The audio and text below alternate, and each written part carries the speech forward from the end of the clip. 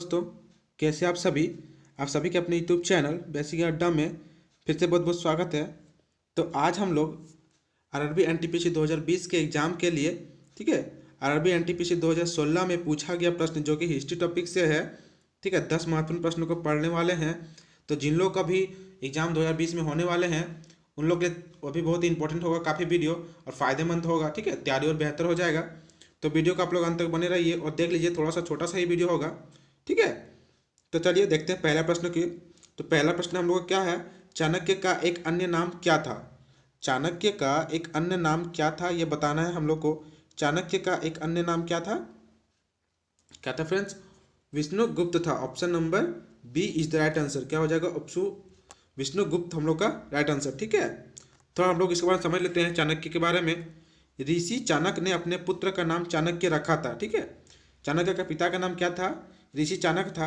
अर्थशास्त्र के लेखक के रूप में इसी पुस्तक में उल्लेखित, ठीक है, कौटिल्य तथा एक पदखंड में उल्लेखित विष्णुगुप्त का नाम भी समझाता, ठीक है, चाणक्य से की जाती है। पुराणों में से द्विचर सब, ठीक है, शेष ब्राह्मण जिसे हम लोग क्या बोलते हैं, श्रेष्ठ ब्राह्मण कहा जाता है, ठीक है। द्विचर शब्द को श्रेष्ठ ब्राह्मण भी कहा जाता है, ठीक है। और अर्थशास्त्र के लेखक के रूप में, अर्थशास्त्र के लेखक भी हम लोग किसे बोलते हैं, चाणक्य को ही बोलते हैं, ठीक है। तो दिस क्वेश्चन का राइट आंसर हम लोग क्या हो जाएगा फ्रेंड्स, विष्णुगुप्त, ठीक है, ऑप्शन नंबर ए। चलिए नेक्स्ट समझ लेते हैं। नेक्स्ट क्या है, किस राजा की कहानी मुद्रा राक्षस नाटक का विषय है, ठीक है। किस राजा की जो कहानी है वो मुद्रा राक्षस नाटक का विषय है। तो इस क्वेश्चन का हम लोग का राइट आंसर क्या हो जाएगा, किस राजा की कहानी जो है वो मुद्रा राक्षस नाटक का विषय है। तो क्या हो जाएगा ऑप्शन नंबर डी हम लोग का राइट आंसर हो जाएगा, चंद्रगुप्त मौर्य, ठीक है। चंद्रगुप्त मौर्य जो थे वो क्या थे, मुद्रा राक्षस नाटक का एक विषय थे, ठीक है। थोड़ा सा इसके बारे में हम लोग पढ़ लेते हैं कि मुद्रा राक्षस की रचना जो है विशाख दत्त ने की थी, ठीक है। इस ग्रंथ में मौर्य इतिहास मुख्यतः चंद्रगुप्त मौर्य के जीवन पर प्रकाश पड़ता है। इसमें चंद्रगुप्त मौर्य को विश्ल तथा कुलहीन कहा गया है, ठीक है। क्या कहा गया है, विश्ल तथा कुलहीन कहा गया है। ढूंढीराज ने मुद्राक्षस जो है पर टीका भी लिखा था, ठीक है। तो यहाँ से हम लोग को क्या पता चला, इस क्वेश्चन का राइट आंसर हम लोग क्या हो जाएगा, चंद्रगुप्त मौर्य। नेक्स्ट समझ लेते हैं। नेक्स्ट क्या होगा, मौर्य वंश का अंतिम सम्राट कौन थे। मौर्य वंश का अंतिम सम्राट कौन थे ये बताना है। काफ़ी अच्छा क्वेश्चन है। मौर्य वंश का अंतिम सम्राट कौन थे, वीरदर्थ थे। कौन थे, वीरदर्थ थे, ठीक है। तो इस क्वेश्चन का राइट आंसर क्या हो जाएगा, ऑप्शन नंबर सी वीरदर्थ, ठीक है। तो इसके बारे में डिटेल्स पढ़ लेते हैं, ठीक है। अंतिम मौर्य शासक वीरदर्थ थे, ठीक है। वीरदर्थ की हत्या जो है उसके सेनापति, ठीक है, सेनापति का नाम क्या था, पुष्यमित्र शुंग, क्या था, पुष्यमित्र शुंग था के द्वारा 184 ईस्वी पूर्व में की गई थी, ठीक है। पुष्यमित्र शुंग ने एक नए राजवंश की स्थापना की, उनकी हत्या करके, ठीक है, शुंग वंश की नाम से जाना जाता है, ठीक है, स्थापना की। उसके बाद पुष्यमित्र शुंग जो है कट्टर ब्राह्मणवादी था, ठीक है। इसने 2 अश्वमेघ, ठीक है, यज्ञ किए। इन अश्वमेघ यज्ञों के पुरोहित पतंजलि थे, ठीक है, जिन्होंने महाभाष्य की रचना भी की थी, ठीक है। तो इस क्वेश्चन का राइट आंसर हम लोग क्या आ जाएगा, ऑप्शन नंबर सी। नेक्स्ट समझ लेते हैं। नेक्स्ट क्या है, निम्नलिखित में से, ठीक है, निम्नलिखित में से कौन सी जो गुफाएं की खुदाई जो है राजा खारवेल द्वारा की गई थी। कौन सी गुफाएं हैं जिसकी खुदाई राजा खारवेल द्वारा की गई थी। तो इस क्वेश्चन का राइट आंसर हम लोग क्या हो जाएगा, क्या हो जाएगा, खंडीगिरी। क्या हो जाएगा, माफ कीजिए, खंडगिरी गुफाएं। Option number D is the right answer, Khandagiri, ठीक है। तो इसके बारे में हम लोग पढ़ लेते हैं। कलिंग का चेदी वंशीय शासक खारवेल, ठीक है, प्राचीन भारतीय इतिहास के महानतम सम्राटों में से एक थे, ठीक है। उड़ीसा प्रांत के भुवनेश्वर से 3 मील की दूरी पर खंडगिरी एवं उदयगिरी गुफाएं खारवेल द्वारा निर्मित कराई गई थी। खंडगिरी भी कराई गई थी गुफाएं और उदयगिरी भी ऑप्शन में आ सकता है। उदयगिरी तो भी क्या खारवेल ही किराए थे, ठीक है। उदयगिरी पहाड़ी, उदयगिरी एक पहाड़ी का नाम है, हाथी गुफा में से, ठीक, उसका एक बिन तिथि का अभिलेख प्राप्त हुआ है। इसमें खारवेल के बचपन का शिक्षा, राज्याभिषेक तथा राजा होने के, ठीक है, बाद 13 वर्षों तक के शासन की घटनाएं तथा क्रमबद्ध विवरण दिया गया है। इस अभिलेख में खारवेल का इतिहास जानने का एकमात्र स्रोत है। इसका जैन धर्म के प्रति क्या था, एक अत्यधिक सुझाव भी था, ठीक है। चलिए यहाँ समझ में आ गया। नेक्स्ट समझते हैं। नेक्स्ट क्या है,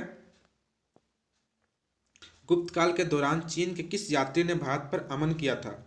ठीक है, गुप्त काल के दौरान चीन के किस यात्री ने क्या किया था, भारत पर आक्रमण किया था। तो इस क्वेश्चन का राइट आंसर क्या हो जाएगा, ये हम लोग को बताना है। क्या हो जाएगा, ऑप्शन नंबर बी हो जाएगा, फहान। क्या हो जाएगा, ऑप्शन नंबर बी, फहान हो जाएगा। ठीक है, तो इसके बारे में हम लोग पढ़ लेते हैं। चीन तीर्थयात्री फहान गुप्त वंशीय शासक चंद्रगुप्त द्वितीय शासन के भारत में आया। ठीक है, शासनकाल में भारत में आया। उसके बाद 399 से 414 ईस्वी तक उसने भारत के विभिन्न स्थलों में यात्रा किया। उसके बाद फहान मध्य देश का एक वर्णन, ठीक है, विस्तार पूर्वक करता था। इसमें ब्राह्मणों का देश बताया। ठीक है, ठीक है, जहाँ के लोग सुखी एवं समृद्ध थे। लोग मांस, मदिरा, प्याज, लहसुन आदि का प्रयोग बिल्कुल भी नहीं करते थे। उसने अनुसार लोग जो है क्रय और विक्रय हेतु कौड़ियों का प्रयोग करते थे, वही सम्राट का नामोल्लेख नहीं करता था। ठीक है, कहीं भी सम्राट का नामोल्लेख बिल्कुल भी नहीं करता था। तो इस क्वेश्चन का राइट आंसर हम लोग क्या आ जाएगा, ऑप्शन नंबर बी, फहान। ठीक है, चलिए नेक्स्ट समझ लेते हैं। नेक्स्ट क्या है, भूटान पर कुछ बिहार के राजा संगलद्वीप द्वारा शासन या नियंत्रण कब किया गया था। भूटान पर कुछ बिहार के एक राजा संगलद्वीप द्वारा, ठीक है, या नियंत्रण कब किया गया था। तो इस क्वेश्चन का राइट आंसर हम लोग क्या हो जाएगा, ऑप्शन नंबर ए, 7वीं शताब्दी के आसपास किया गया था फ्रेंड्स। ठीक है, क्या हो जाएगा, ऑप्शन नंबर ए, 7वीं शताब्दी के आसपास। तो इसके बारे में हम लोग पढ़ लेते हैं। पौराणिक कथाओं पर पुरातात्विक साक्ष्यों के आधार पर कहा जाता है कि 7वीं शताब्दी के दौरान कुछ बिहार के राजा, ठीक है, संगलद्वीप द्वारा भूटान एवं शासन पर नियंत्रण किया था। ठीक है, तो इस क्वेश्चन का राइट आंसर क्या हो जाएगा, ऑप्शन नंबर ए, 7वीं शताब्दी। नेक्स्ट समझते हैं। नेक्स्ट क्या है, साहित्य के प्रख्यात समर्थक राजा भोज किस वंश से जुड़े हुए थे। ठीक है, राजा भोज किस वंश से जुड़े हुए थे, तो इसको बताना है। क्या हो जाएगा, ऑप्शन नंबर हम लोग का सी, परमार। ठीक है, परमार वंश से जुड़े हुए थे। ठीक है, तो इसके बारे में हम लोग पढ़ लेते हैं। साहित्य के प्रकाश समर्थक राजा भोज परमार वंश के 9वें राजा थे। परमार वंशीय राजाओं से मालवा की राजधानी धारा नगरी से 8वीं शताब्दी से लेकर 14वीं शताब्दी तक पूर्वरधक तत् राजा किया। ठीक है, उसके बाद राजा भोज, ठीक है, वाकपीय मुझ के छोटे भाई सिंधु राजा का पुत्र था। ठीक है, क्या था, सिंधु राज का पुत्र था। तो इस क्वेश्चन का राइट आंसर हम लोग क्या आ जाएगा, option number C, Parmar. Next समझते हैं। नेक्स्ट क्या है, श्रीलंकन राष्ट्र की पहली राजधानी कौन सी थी। श्रीलंकन राष्ट्र की पहली राजधानी कौन सी थी, वो बताना है। कौन था श्रीलंकन राष्ट्र की पहली राजधानी, क्या था, ऑप्शन नंबर हम लोग क्या हो जाएगा, ऑप्शन नंबर सी, अनुराधापुरा। ठीक है, अनुराधापुरा जो है उस श्रीलंकन राष्ट्र की पहली राजधानी थी दोस्तों। ठीक है, इसको याद रखना बहुत ही इंपॉर्टेंट है ये सब। चलिए इसको थोड़ा पढ़ लेते हैं। सिन्हल, जिसको श्रीलंका बोलते हैं, की पहली राजधानी अनुराधापुर थी, जिसे राजराज प्रथम के सिन्हल नरेश, ठीक है, महिंद पंच के बीच युद्ध सिन्हल नरेश के पराजित होने के बाद क्या किया, चोल सेना ने अनुराधपुर को ध्वस्त कर दिया। सिन्हल द्वीप के उत्तरी भाग पर राजराज का अधिकार हो गया। सिन्हल पर अधिकार करने के बाद राजराज ने वहां पर एक प्रांत स्थापित किया। चोलों के अनुराधपुर के स्थान पर क्या किया, पोलनर्व को अपना राजधानी बनाया। इसके बाद क्या किया, इसका नाम क्या रख दिया, जन्नाथ मंगलम रख दिया था। ठीक है, तो इस क्वेश्चन का राइट आंसर क्या हो जाएगा हम लोग का, अनुराधापुरा। नेक्स्ट समझते हैं। नेक्स्ट क्या है, कामरूप का प्राचीन साम्राज्य राज्य किस राज्य में मौजूद है। कामरूप का जो है, कामरूप का प्राचीन साम्राज्य राज्य जो है किस राज्य में है, चलिए बताना है किस राज्य में होगा हम लोग का। ठीक है, राजस्थान, मणिपुर, केरल, असम, किस में होगा, ऑप्शन नंबर सी, असम में होगा। कहाँ होगा, असम में। ठीक है, तो इसके बारे में हम लोग पढ़ लेते हैं। कामरूप जो है वो असम राज्य का एक प्राचीन नाम है। ठीक है, असम का भी प्राचीन नाम क्या है, कामरूप, इसको भी याद रख लेना है। प्राचीन समय में असम राज्य जो है वो प्रागज्योतिष, ठीक है, अर्थात पूर्वी ज्योतिष का एक स्थान कहलाता है। कामरूप राज्य जो है सबसे प्राचीन उल्लेखित समुद्रगुप्त के प्रयाग जो है उठे प्रशस्ति में मिलता है।